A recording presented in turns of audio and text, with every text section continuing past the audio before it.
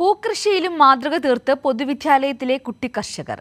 അട്ടപ്പാടിയിലെ കാരറ GUP സ്കൂളിലാണ് ജൈവ പച്ചക്കറി കൃഷിക്കൊപ്പം ഓണത്തിനായി പൂക്കൃഷിയും പ്രോത്സാഹിപ്പിക്കുന്ന പ്രവർത്തനങ്ങൾ നടന്നത്. പൂത്തുലഞ്ഞ ചെണ്ടുമല്ലിയുടെ വിളവെടുപ്പിലും കുട്ടികൾ പങ്കാളികളായി.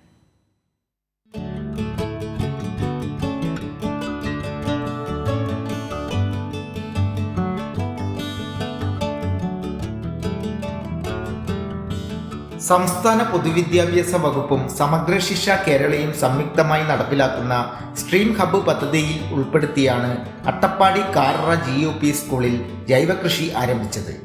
ജൈവകൃഷി പ്രോത്സാഹിപ്പിക്കുന്നതിന് അഗളി BRCയുടെ നേതൃത്വത്തിൽ നടക്കുന്ന രണ്ടാം ഘട്ട പ്രവർത്തനത്തിന്റെ ഭാഗമായാണ് കാരറ UP സ്കൂളിലെ ഏകദേശം 30ഓളം കുട്ടികളും അധ്യാപകരും ഈ കൃഷിയിടത്തിൽ എത്തിച്ചേരുകയും കൃഷിയെ സംബന്ധിച്ച് കൃഷി ഓഫീസറുടെ നേതൃത്വത്തിൽ കൃത്യമായ നിർദ്ദേശങ്ങൾ നൽകുകയും അതോടൊപ്പം തന്നെ ഒരു വിളവെടുപ്പ് പരിപാടി കൂടിയായിട്ട് ഇന്നത്തെ പരിപാടിയെ മാറ്റിയെടുക്കാൻ കഴിഞ്ഞു. ഇത് കുട്ടികൾക്ക് കൃഷിയുമായി ബന്ധപ്പെട്ട് അടിസ്ഥാന കാര്യങ്ങൾ മനസ്സിലാക്കുന്നതിനും അതോടൊപ്പം ഇതൊരു കൃഷി ജീവിതചര്യയാക്കി മാറ്റുന്നതിനാവശ്യമായിട്ടുള്ള ഇടപെടലും ആക്കി മാറ്റാൻ സാധിക്കുമെന്ന് പ്രതീക്ഷിക്കുന്നു.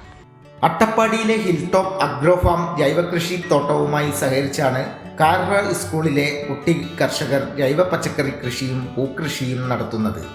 അഗളി കൃഷി officer Vishnu, Agali BRC BPO Bhakthagireesh, പദ്ധതി coordinator Sujukumar, head mistress Sindhu Sojan, PTA president Premachandran തുടങ്ങിയവരും പങ്കെടുത്തു. കൈരളി ന്യൂസ്, പാലക്കാട്.